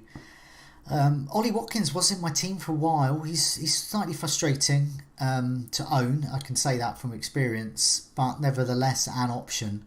I don't think I'd be captaining any Villa players, but I do not rule out a Villa player. Well, probably no more than that, but I don't rule out getting a Villa player. But it'll be like a good upside one, like Coutinho. Sure. I don't think I'd mess around with Ramsey too much anymore. So I think these next two teams, Leeds and Wolves, both have a blank in 33. There are some doubles in there. In 37 or 36, Wolves have Chelsea, City or Norwich City. And then Leeds have a double of 36, Arsenal and Chelsea. I think maybe if you're free hitting, there's some consideration. Otherwise, we're possibly not holding those players. Rafinha may be sold in 33. So the more interesting one for me here is Newcastle, Andy. I've skipped Brighton as well, as you can cover them, but I think maybe outside of who you've got, we're leaving them alone. Newcastle have Wolves, then a double in 33 of Leicester and Crystal Palace. 34 is Norwich, 35 is Liverpool, 36 is City, 37 is Arsenal, that's tough, and 38 is Burnley. What do we make of Brighton and Newcastle? Brighton, I think, are pretty much done for me this year. Newcastle, I really, really, really like Newcastle in the next 3 game weeks. If you can get a cheap defender in, someone like Cher, someone like Burn, someone like Target, whoever it is, I really like those fixtures in the next 3 weeks. I think they've got 3 home games. They haven't had a home game in ages. They finally get 3 home games in a row now. I said it, I think a month ago, 2 months ago, that I thought at home they were going to be formidable, and they've proven that as well. I really like it. Wolves, Leicester, Crystal Palace, I think there's some clean sheets in there. And then it's Norwich away before the fixtures turn horrible. And then obviously you can potentially change your team and get them out there. But I really, really want to get someone like Cher into my team. He obviously takes a few set pieces as well. I like him as an option, personally. Earlier I was talking about I wouldn't remove any of my Spurs players, but Ben Davis to Cher is a consideration. Yeah, I like it. Because I think Cher, I think Newcastle have got some clean sheets in them over this quick run here. 32 to 34 is a good run. 4 games, and they're good games. And there's clean sheets there, and Cher can get goals. And he's brilliant for putting comedy things on Twitter on, because he sounds like Cher, and you can put all the songs on. I'll also say as well, and I know managers don't always think like this, but those fixtures from game week 35 onwards, if they don't have the points they need and all the players teams around them start picking up a few points, they're going to start getting sucked back into it again. And I think they're going to pick up the points they need in these next 3 game weeks to make sure they don't need to worry about after that. So for me, I think that's a run to target personally. It's just trying to get them in that's tough. Yeah, I think. Well, I mean, I've got some stats on some. I think 1 or 2 Newcastle players make some of the stats I'll give. So something to bear in mind. So yeah, thanks a lot for that, Seb. We've that sort of pictorially as well, but also for the benefit of those listening on the podcast as well. It's been really good to explain the fixtures there, the teams to really target, and hopefully we've given some good views there about whether you've got a bench boost when you want to play it, a free hit when you want to play it, if you maybe got more free hits too, or especially when you want a wild card as well. And these are the sorts of teams and fixture runs you can target, and it is interesting really. Teams like say Newcastle can fill some gaps for your cheaper players, and then you can move on to the likes of say Crystal Palace, who've got doubles to come. So I think that's quite good. I just quickly, really, like this will take a couple of seconds, but we're probably going to all look in 7 weeks' time and wonder why we didn't get Jared Bowen back in our teams, just because he didn't have any double game weeks. Because he's back and he came back with a goal and assist again, and he could do it against anybody. Worth noting, I think West Ham could blank as well if they beat Lyon and City, which the FA Cup final. There's a few permutations of those fixtures as well that we need to keep an eye on. We mentioned the Chelsea one. There's the West Ham City as well. Okay, Andy, Salah out. I'll just put a picture of Salah up. Yes. So what do you reckon? I'm surprised we've managed. Well, not surprised, but I think it's good that we've managed to get to a point of the season where this can even be discussed. Like throughout the whole season, and even then, you're looking at it and thinking, "Is this really a discussion?" But I think you can look at it, and I think there's more than one reason why we can look at it. I'm quite happy as well because I was looking for a reason and disable FF Scout Luke's tweet, and Seb found it, and I took a picture of it as I looked on the Scout notes to see that you put it on there as well. Is the discussion about why it's ridiculous even thinking about it. But then I do think there's some reasons to think about it too. So we're going to go into that. I'm going to play devil's advocate a bit. And what I don't want is people in the chat going, no, Salah out, what you're talking about is ridiculous. Whereas actually, there's always more than one way to play this game. So I think that's why we need to discuss it. But so basically, Luke posted saying that Mo Salah between game weeks 1 to 18, he had 18 starts. His non-penalty goals and assists was 22, which is just ridiculous. He had a 0.73 non-penalty XGI. Then from game weeks 19 to 31, he only had 9 starts. He only had 3 goals or assists, but his non-penalty XGI was 0.97. So he's actually performing better in terms of his non-penalty XGI, but he's obviously getting less goals and assists. So what that kind of is showing us is that he's not doing anything different. He's just getting a bit unlucky in terms of getting the actual returns. So are we... And what he also says in this is obviously that we're thinking about outcome bias here. So what we're looking at is he's not doing the goals. So we need to... this is a time where we can sell him, basically. Now, do we look at that as it's sensible because he's not getting any goals and assists at the moment, or not as many as we were expecting? So actually we could take him out for somebody like KDB, Bruno, who's got the fixtures coming up.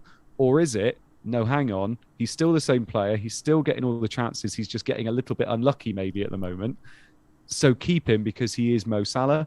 And I think it is at least worth a discussion, because you need to be open about stuff like this. So for me, I can't see me getting rid of him, because there's other players that obviously I want to target, and I feel like any moves you might... I just feel like you could be getting someone like De Bruyne in, getting 10 points, and Mo Salah gets 9 points or 11 points. You're not making anything up on it.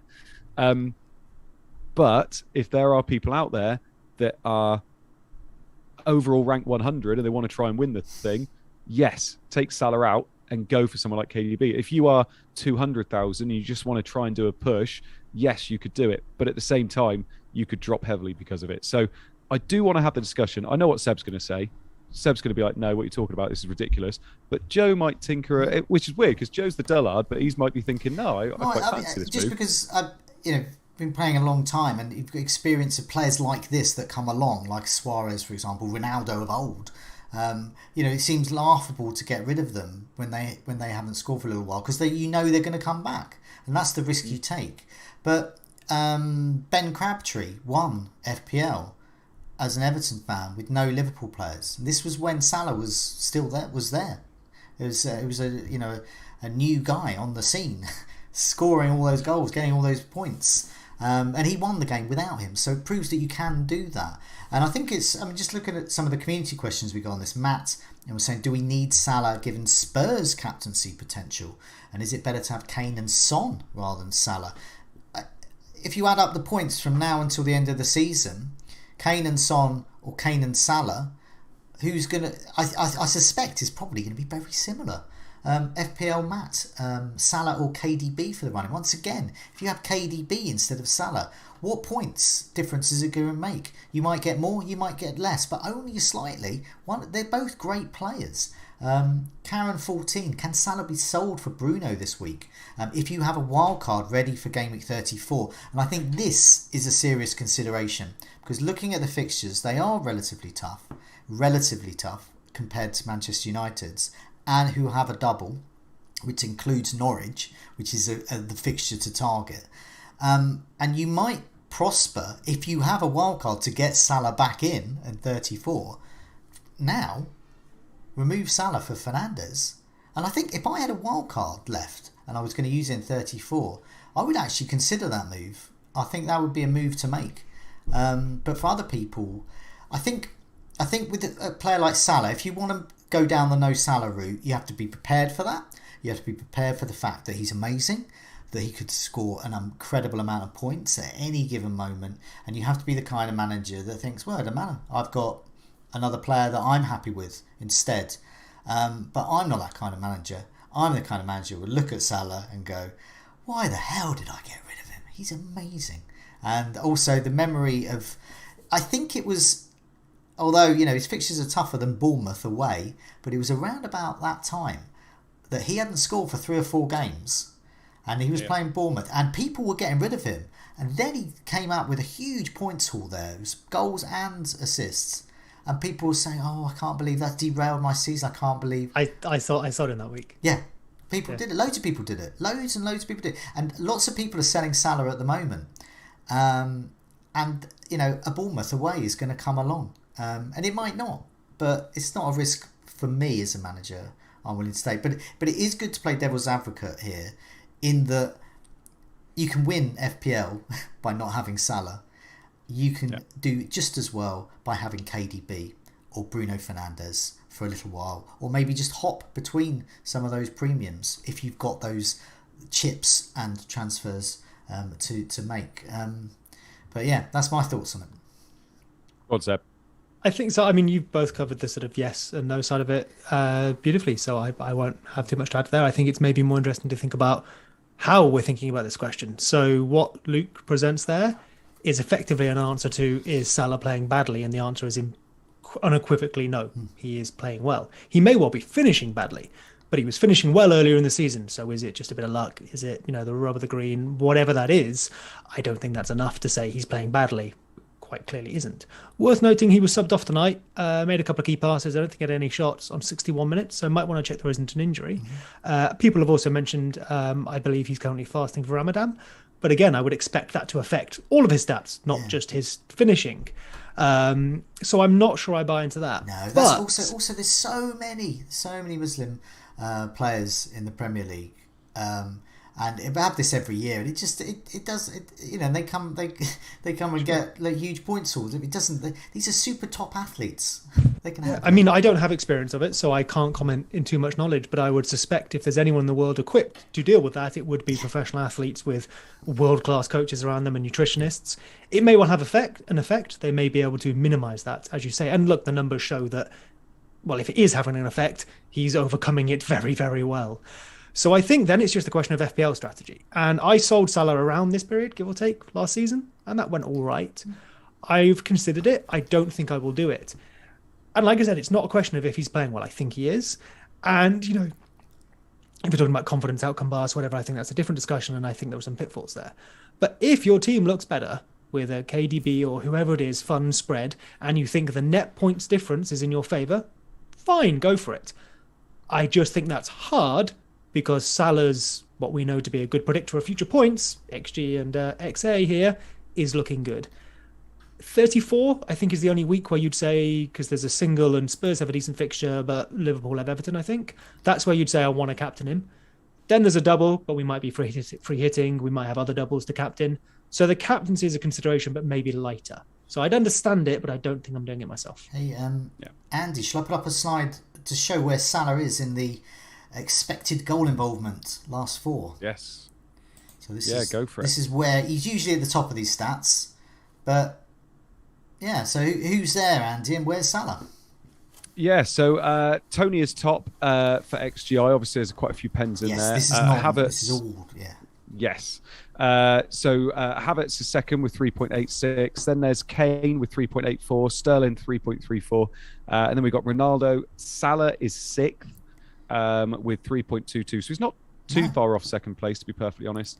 Then we got Bruno, Zaha, Son, and Rafinha, who rounds it off there at 2.86. It's interesting. When I was looking into this, the big thing about Salah is that I don't feel like there's another player in the game that's really like him in terms of, like Joe alluded to earlier, that can haul for you like Salah can. And Kane is maybe close. Do you know, the other player, Bruno can obviously do it on his day, but with Ronaldo there, I don't think he can. Do you know the other player that can historically has done it is Sterling? I feel like Sterling's the other player. And if you wanted to go for someone like Sterling thinking he plays, and obviously do. The thing is he did play tonight instead of Foden, so does Foden play at the weekend, all that kind of stuff. But there's not many players like him. And back in the day when we had players like potentially Hazard, Aguero, you could say, yes, I'll get rid of Salah because I'll jump on another player like that. But I don't see the other player that you can move to. De Bruyne, I don't see him as that player you could move to that's going to get you those hauls as a captain like Salah potentially can. So it's really tough, isn't it? Yeah, definitely. And these stats show just what Seb was saying and what both of you were saying from Luke's post is that his stats are still holding up. He's still strong. These are all good players. I'd be happy to own any of these lot. I mean, I've got Rafinha. I'm quite happy with Rafinha going. I think he's even a captaincy shout going into the Watford game. And the likes of Zaha, Son, Ronaldo, Sterling. I mean, these are all great players to have, but they come with a cost. And so I think the Salah out move is because people are always looking elsewhere. But I still think Salah is, as good as, if not better. In fact, he's definitely better. I mean, every player, is affected by fixtures. There's no such thing as fixture proof, but obviously, I guess there's fixture resistant, where play for a good team, be quality, and it's going to have less of an impact on you. Salah is one of the few players that, okay, you're not going to captain him against City, but if he went and scored a hat trick, you wouldn't be massively shocked. It's going to be less shocking than any other player in the league. And if he's gone and done that, then you suddenly think, oh, goodness, now he's got Everton, now he's got whoever it is that are poorer, and he's already bagged those points from the good game. I'm not saying that's going to happen, but of all players that you wouldn't mind just holding against City, it's Salah by a mile. Yeah. So, I mean, this City game's huge. So, it'll be billed as a title decider. Obviously, there's more games than just one match, but it will be billed as that, and it will be for the players as well. Manchester United, Liverpool, you can't discount the history of that fixture as well. That's going to be a huge game for both sides. And I think currently Liverpool, I know Liverpool are better equipped for that fixture. These for me, these are fine fixtures for Salah. I'm the kind of manager that will keep him, that will listen to that tweet by Luke and just go, yeah, of course, he's a really good player. But I do understand what people will get rid of him. Let's move on to very quickly to. I was looking, so a bit selfish. I'm looking for some budget midfielders, and I'm also looking at defenders. But I think other people will, especially if they're looking to bench boost anytime soon. And also the array of attacking defenders. People still want to get rid of their strikers, and they want to move into defence. So I had a little look at the most attacking defenders in the last 4 matches. And this shows the potency of Alexander-Arnold. He is top 13 chances created, my word. 4 clean sheets as well, 4 goal attempts, expected goal involvement of just under 2. So he's in a bit of a league of his own. So that's why I'm keeping him. Jensen at Brentford, Reguilon at Tottenham, then Livramento, surprisingly, at Southampton. So a good option, perhaps, for the bench and a bench boost. Robertson is there as well. 7 chances created, 3 goal attempts. Expected goal involvement just over 1 over the last 4. And then you've got Cancelo. No surprise to see him there. So Cancelo, another top target. And then Doherty. So Doherty is now, and it has been for a while, ever since I've been doing these particular tables, last few weeks, he's been there as a great Spurs asset. Underlying stats, Reguilon is still slightly higher, but he's still in the mix. So these are the top ones. These are the top defenders last 4. These are the only ones with an expected goal involvement above 1 over the last 4 matches, which is good for a defender. So I look at this list here, and I kind of like to own as many as possible, really. And I own 2. I aim to have 3 with Cancelo there. And to be honest, I could do a luxury Davis to Doherty move if I really fancied it. But I've mentioned about 20 players. I've only got 6 game weeks or so left, so I can't have them all. But for you two, looking at attacking defenders, see, Reece James is not in this list. Perhaps should be. Is that not just because he's not played? Is it last 4 matches or his last 4 matches? They have played. Okay.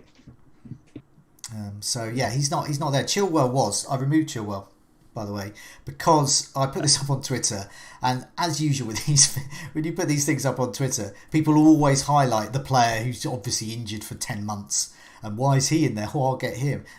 So I've removed him. I mean, well, Reece James, was it only a few weeks ago? We were talking about how he went and got a massive haul from almost no underlying numbers. So I suppose that's one of the reasons he's not in there. I mean, this is relatively straightforward. Maybe it harks back to what Andy was talking about with Trent. But realistically, you have one, if not both, of Trent and Robertson. Yeah. We're probably all angling for João Cancelo. It's just a question of when, not if. I currently have Doherty. I have Reece James. Other people chose Cancelo at the moment. I think those are all legit routes.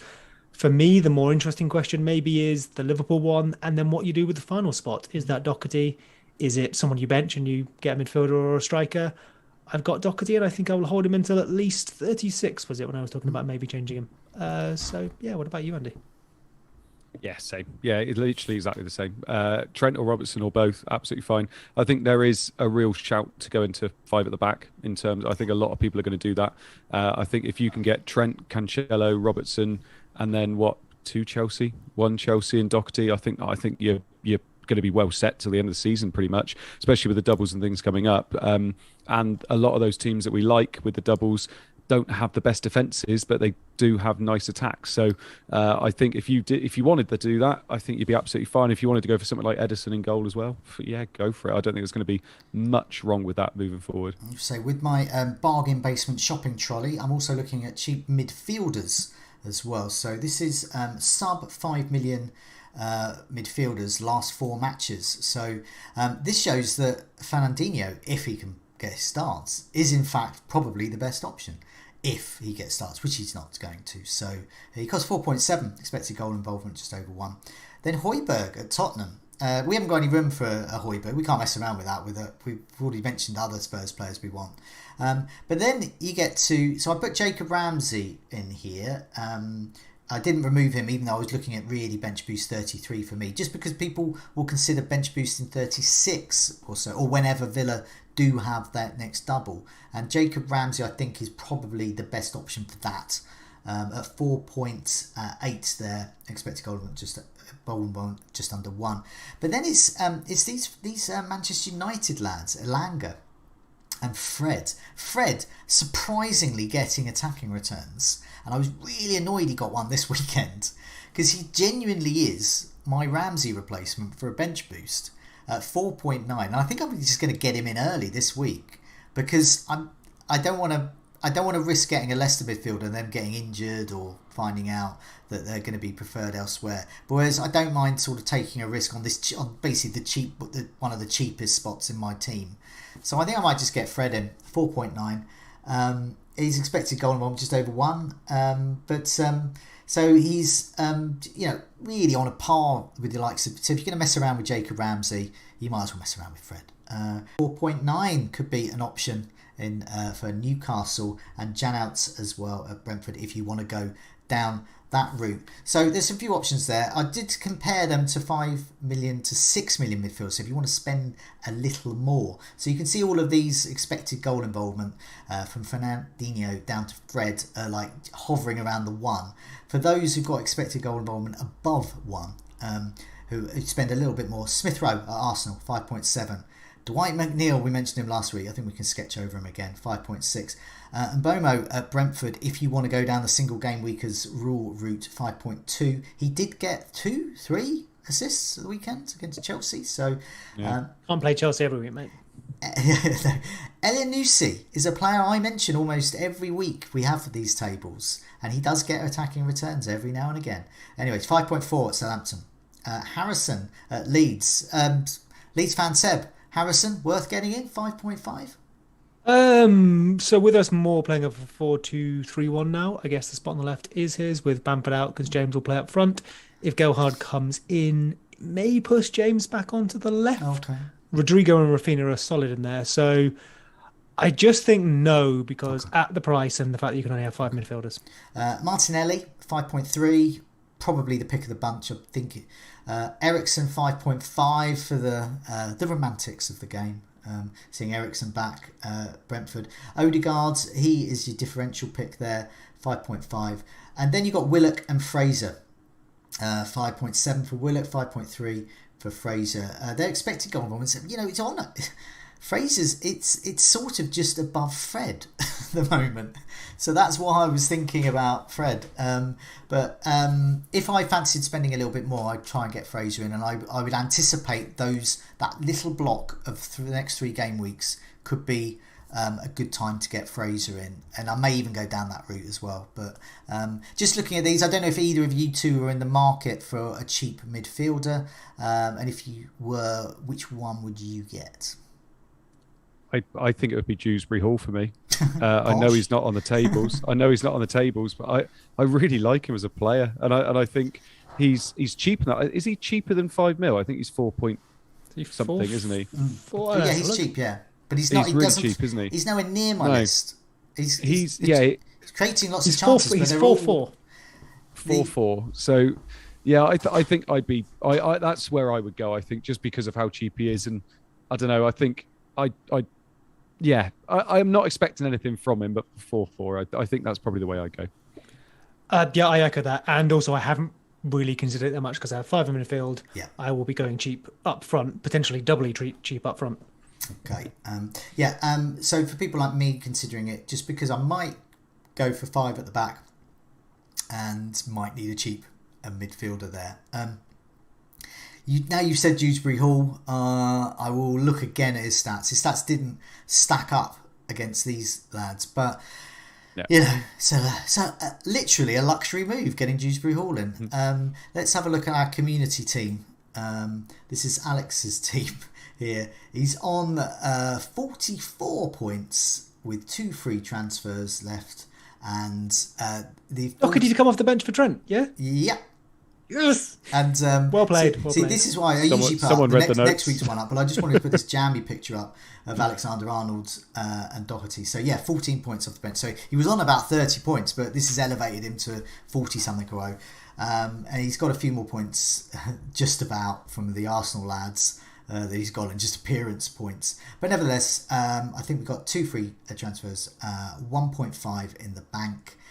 We've still got Kilman knocking around, and so the moves I put in the notes are, I would imagine Kilman to a better defender is the sensible move. We already have Barnes, so just for the benefit of those listening on the podcast, our community team has Ramsdale, Rudiger, Benjamin White, Alexander-Arnold, Rafinha, Barnes, Kulusevski, Saka, Salah, Adams, and Kane up front, with Doherty, Brozier, Kilman and Dubravka. So it's geared up for a bench boost 33 still. Kilman to share, I think, looks the move to make, really. Yeah. Nice and simple. And then I think we have a choice around Salah. Salah to Bruno would be the bold move. This team is around 200k. You're just using this team to sate your Salah out desires. Well, I just think with this team, this is your Dorian Gray Maverick team in the attic, so that you can be Dillard Joe. I want to get this team into the top 100k minimum, and I think Salah to Fernandes, who we would captain in the double game week, and then I would focus that position on KDB. And then see how much money I've got and see what we can do elsewhere with it. And perhaps upgrade one of those midfielders to Jota. And go down that route. Seb. I mean, no, I was thinking I wouldn't do it with my own team. So I find it hard to say yes. Well, that's the thing. I wouldn't do it with my own team, so I find it hard to say yes. But I can't deny it's an option. I guess I just believe personally that it's a suboptimal option. But then if we're maybe trying to lean into, if it goes right, we'll jump up the rankings further, this is the time of season to do that.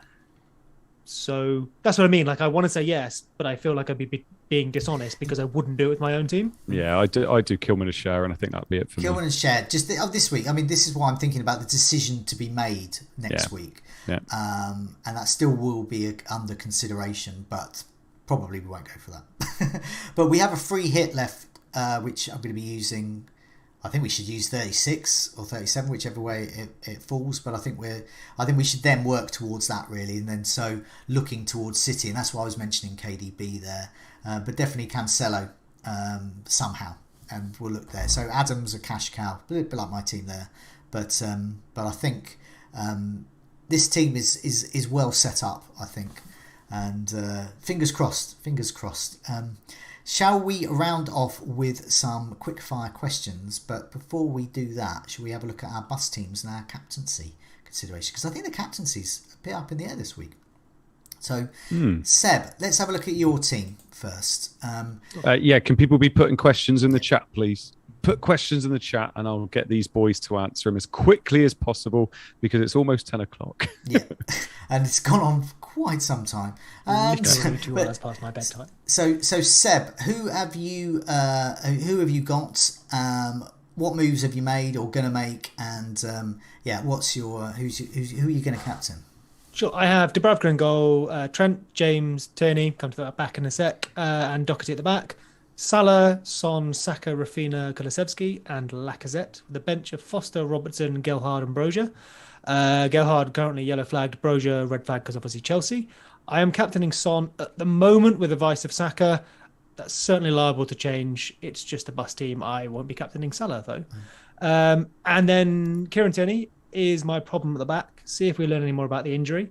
But I probably, because if I free hit in 33, if I wasn't, I'd probably roll it. But because I'm free hitting in 33, I think I need to use that transfer this week, really. And because of that, while I would get Cancelo usually, and I mentioned earlier, like that would maybe be my preference, I'm tempted by, say, Rudiger or someone like that, because then I would free hit 33 and then return to the team in 34 when I could then get Cancelo. Because getting Cancelo to play Liverpool seems like I might as well just keep Tierney, but I can't roll a transfer. So I've got to do something for 1 week, basically, with an eye on the future a bit. Definitely. Yeah. I mean, Tierney's got it. I mean, it's looking like he's out for several months. So yeah, it has to be removed. But I mean, luckily he's quite a good price. Is he just over 5 million? So there's a lot of choice. You can do a lot with that, especially if you've got a tiny bit in the bank. So quite easy. And have a look at our captaincy video and podcast, Seb, because we have a lot of chat there about Son away as form. On screen, I think Salah is captain. I do have Son at the moment with Saka vice, but we'll see how that goes. Yeah. So here's my bus team. So I have got Ramsdale, Alexander-Arnold and Robertson going for the Liverpool double up against City. Benjamin White, Ben Davis and Rudiger. I've got a 5-4-1, which is a bit rare for me.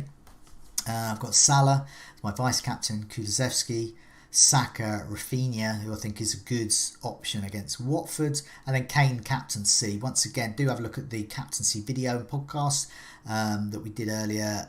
We're talking about Kane and Son. Do look like the standouts if you want to go for like a nice safe captain.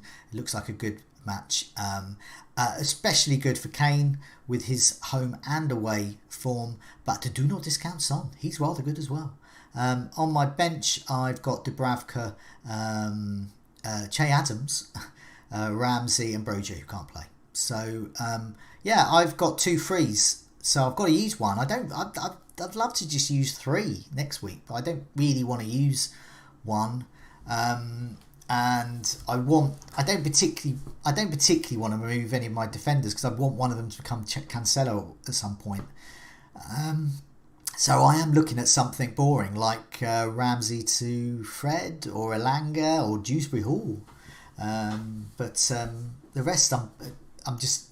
It's basically 33 and 34. I might even go into 34 with 2 free transfers because I might just use one more transfer this week, one next week, have my bench boost, and then 30, then move out of it with 34 with 2 free transfers. I don't know. But I'm not really thinking about too much here. So let's have a look at Andy's team. Are you all right to go through your team, Andy? I am indeed. Right. Yeah. So I got Ramsdale in goal, Robertson, Rudiger, James and Doherty at the moment. Saka, Kulusevski, Salah, Rafinha, Martinelli and then Kane. I think we've got Alexander-Arnold in your... I think we've accidentally given you Alexander-Arnold. Oh, well, I definitely don't have him anymore. But he's basically Robertson. So people can suspend belief and just imagine that's Robertson. Yeah. I'm not sure. I'm obviously waiting for a little bit of the news to come out of who's playing, all that kind of stuff and who's injured. I am tempted to either do Mopé down to Mateta to free up a few funds and then do 8 Nori all the way up to Cancelo for 33, which I quite like the idea of. Or I just roll and wait for more information next week, basically. I also obviously want to do Maddison, move Rafinha to Maddison as well. But I also don't want to leave myself with a massive bench headache for Game Week 33. So I'm likely going to get Cancelo, but we'll see what happens. But that'll be the week after, sorry. So, yeah, either be Mopé to Mateta or roll. But we'll see what happens. So bit like me, bit of housekeeping really. I think it's all three of us really. Yeah. It's a bit of housekeeping for our. I'd roll mine if I could. I just have to Yeah. use it basically. I know. We've all reached that stage where we don't actually want to make any moves, but we have to, or we lose it. We could lose it. I don't really. Yeah, if you don't use it, you lose it. So lose it. Andy, we have some quick fire questions. We do indeed, and there's not many, which is great. So here we go.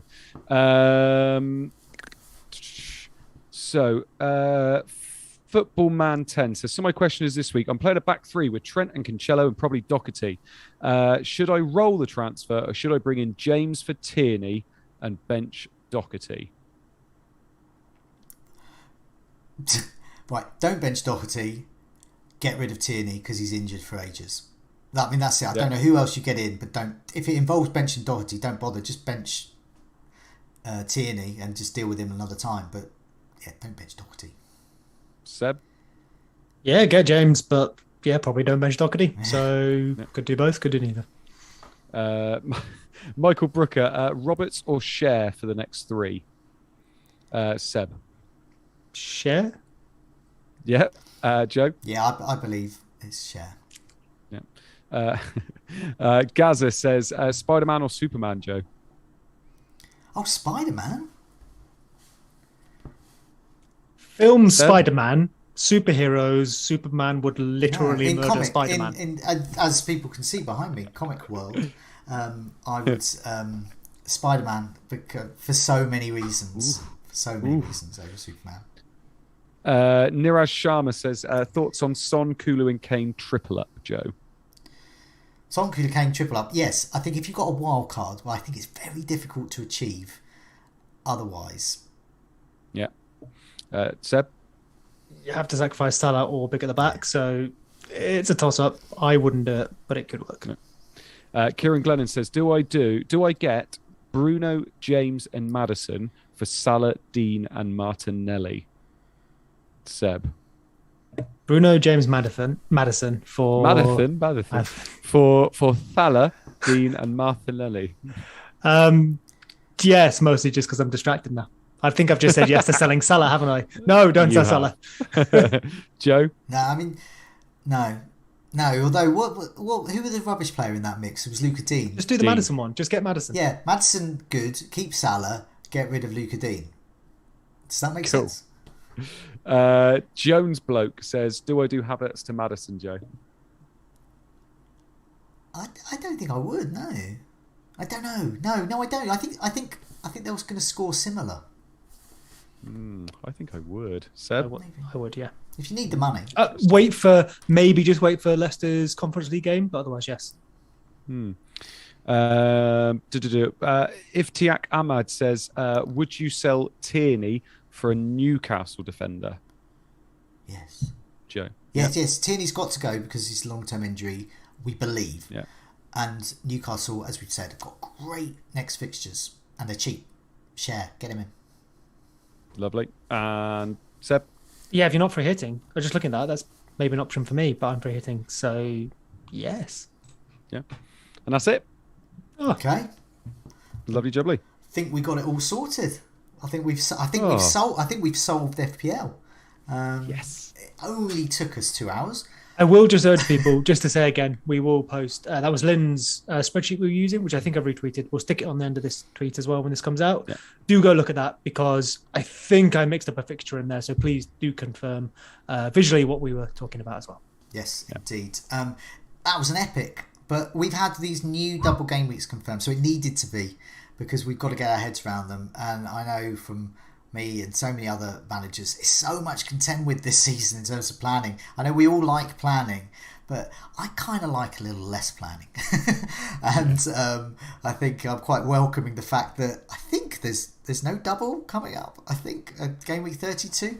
It's still confusing, but no. Did someone say it's the first week without a blank or a double since like November or something? Yeah, since game week 17 or something, I think. Oh my good lord! So I'm gonna enjoy this game, whatever score I get, because I don't have to think too much, and I might end up with Fred in my team. But there we go. And on that bombshell, it's a goodbye from me.